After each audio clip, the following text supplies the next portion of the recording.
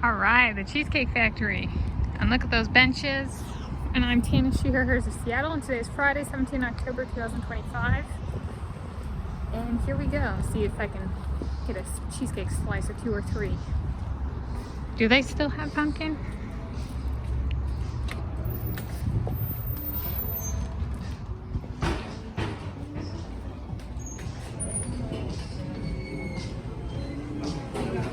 Here we go to the display. Pumpkin and Beck. This is the pumpkin pecan. So pumpkin. It's that one. Let's see, what else should we get, you guys? Should we get a slice of the original? It looks like that one.